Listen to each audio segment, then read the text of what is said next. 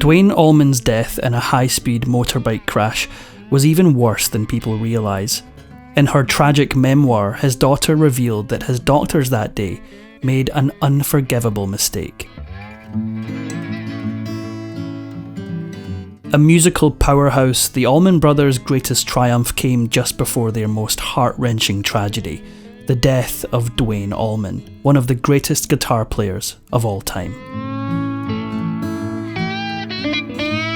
He was born in 1946 in Nashville, Tennessee, the almost mythical musical kingdom in America's South. His brother Greg was born 13 months later, but the family would soon be on the move due to their father's military service, ending up in Norfolk, Virginia. It's here where the family's first tragedy would strike. On the evening of the 26th of December 1949, Duane's father, Lieutenant Willis Allman, and his friend Robert Buchanan struck up a conversation with a hitchhiker. After a night of drinking, they agreed to give the man a ride home. They were directed to a farm where the man robbed them at gunpoint. In the ensuing melee, Duane's father was shot and killed. The family, now fatherless, would have to figure out how to make ends meet. Duane's mother, Geraldine, decided to train as an accountant, and no longer able to play housewife, sent her children off to a military academy in Tennessee. But the boys weren't destined to follow in their father's footsteps. They hated every minute there. In 1957, the family moved to Daytona Beach in Florida, where the boys attended high school. Every summer, the two brothers would return to Nashville to visit their grandmother, and it was here that they would take their crucial first step on the way to their musical careers. Their grandmother's neighbour started teaching Greg how to play guitar, and in 1960 he saved enough money to buy a Teisco Silvertone, a Japanese-made guitar. Duane, on the other hand, decided a Harley 165 motorcycle was more his style. But like a lot of siblings, he wanted to have his cake and eat it. Despite being a lefty, Duane started hogging his brother's right-handed guitar, but his Harley wasn't long for this world. In a chilling precursor of tragedy to come, Duane soon crashed his bike. The wreckage was still good enough to sell, giving him the money to buy a Silvertone all of his own, and he would quickly become the better guitarist of the two brothers. The brothers joined or formed their own bands around Daytona as they took to the stage for the first time. Just one taste and they were hooked. For exclusive perks like early access to new videos, priority replies to your comments, and to have your say on future content, consider becoming a Factinate member. On top of that, your support helps keep the channel going. Click the link in the description for more details. Duane's enthusiasm apparently knew no bounds as he dropped out of school to focus on music. In 1965, Duane's band The Escorts opened for the Beach Boys, but this early success couldn't stop the band from eventually breaking up. The good news was that his brother had graduated, and together with some members of The Escorts, they formed a new band, the Allman Joys. Playing one gig after another, the Allman Joys made their way through the southeastern states and returned to their hometown of Nashville to set up base, where they changed their name to Hourglass. Duane went missing for 3 days, then burst into their hotel room to announce that he'd driven to Daytona to propose to his girlfriend Patty Chandley, then to South Carolina to get married. Duane Allman was living like there was no tomorrow. As a friend of his said years later, he wasn't much of a family type of man, so the marriage was likely doomed from the start, though they did have one daughter together. Meanwhile, the band hit the road and made their way to the bright lights of Los Angeles, where they succeeded in signing a contract with Liberty Records and recording 2 albums. But the brothers' vision for their band differed from that of the label. Liberty was trying to sell them as a pop band, but the boys saw themselves as a blues outfit, and they just couldn't bend to fit the record company's ideas. The deal fell apart, and suddenly it was all over for Hourglass. The brothers returned to Florida and recorded some demos with a folk rock band called the 31st of February, whose drummer was Butch Trucks. No one knew it yet, but the Allman Brothers band was already taking shape. Weeks later, the new Allman Brothers band, featuring Butch Trucks on drums, was on the road, heading to New York with hopes higher than ever. The band played lots of live gigs and recorded their first album, the Allman Brothers Band. It came out in November 1969, but failed to hit the charts. Disappointed, the group went back to the drawing board. It was no surprise that Duane's marriage was over pretty quickly, and he met his next love interest at a tour stop in St. Louis. Her name was Donna Roosman, and she'd be another of Duane's girlfriends, with history quickly repeating itself. The couple had a child together, another daughter, named Galadriel. Life on the road brought Duane into a world of sin, and he dove right in. By 1970, he'd already OD'd on opium once after a show, but he wasn't going to slow down anytime soon.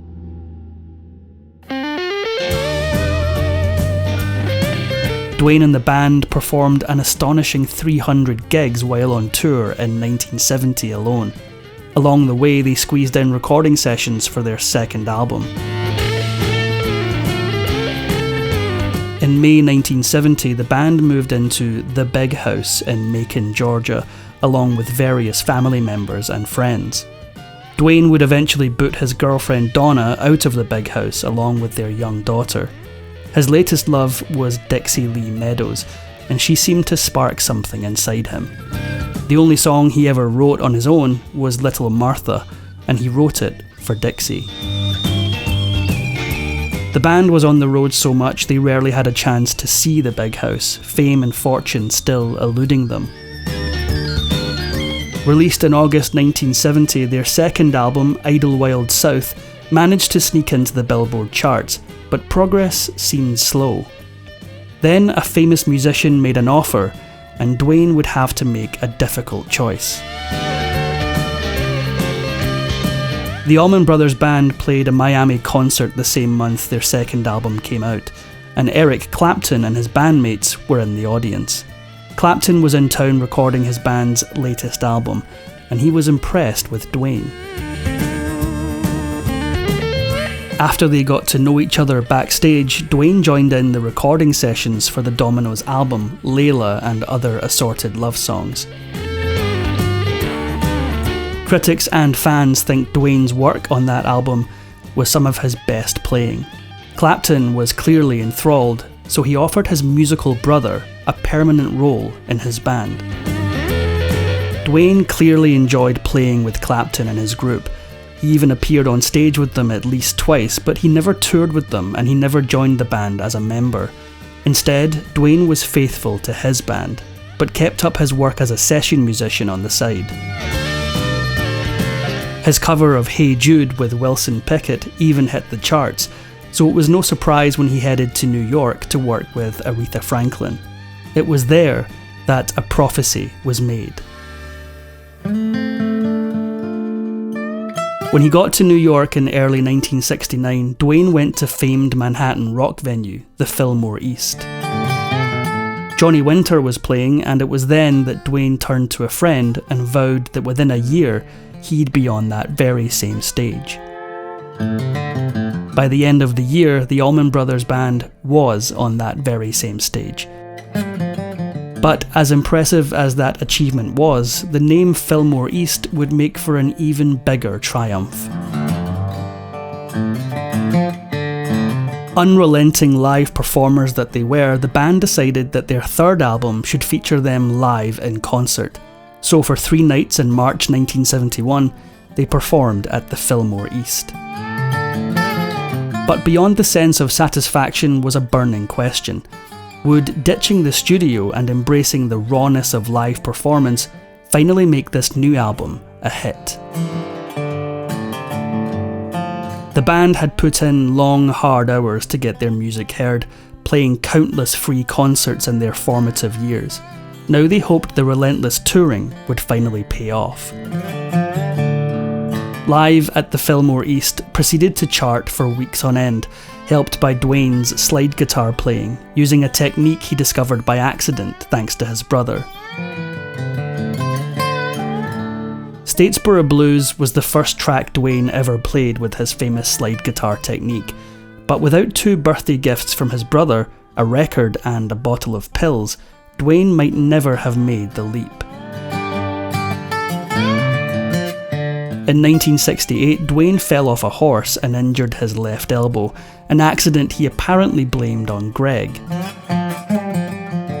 Subsequently, on Duane's birthday, the younger brother dropped off a Taj Mahal album and a bottle of antihistamines, rang the doorbell, and made a hasty retreat, assuming his brother was still mad at him.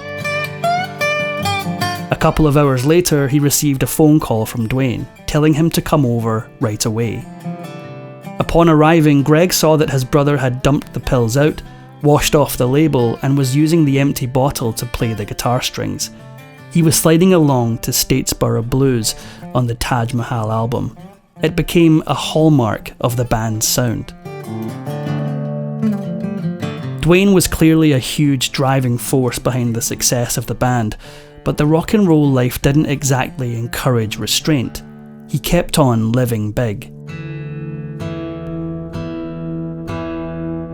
Even though teenage Duane had traded in a wrecked motorbike for his first guitar, he'd never really lost his need for speed.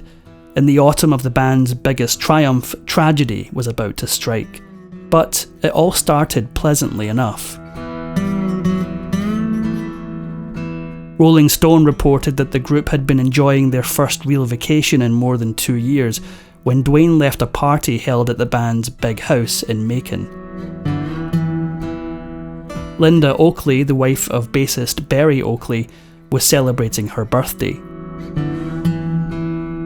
Duane rode away from the party at 5:45 p.m, saying goodbye to the big house for the last time.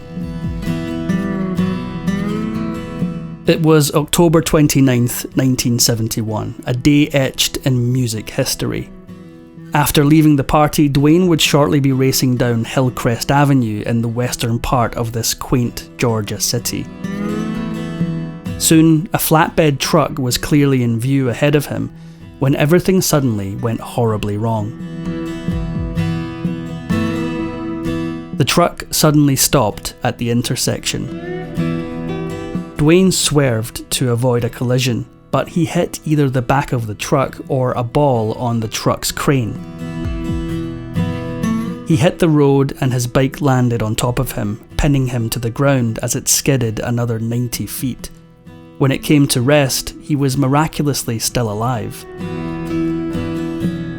Duane's girlfriend, Dixie Meadows, along with Berry Oakley's sister, Candy, were taking the same route. They came upon the accident scene and waited in horror for the ambulance. Duane reportedly stopped breathing twice on the way to the hospital and had to be revived each time. In her 2014 book, Please Be With Me, Duane's daughter Galadriel talks of the heartbreak at the hospital. Doctors assured the family that Duane would survive, so as he was wheeled into surgery, hopes were high. But 3 hours later came the horrible news. Duane had suffered a collapsed chest, ruptured coronary artery, and badly damaged liver. As the attending surgeon later stated, any one of these injuries would likely have killed someone, but the combination left little hope. And so after hours of surgery, Duane Allman was pronounced dead at just 24 years old. Friends, family, and the musical world at large mourned at Duane's funeral service in Macon days later.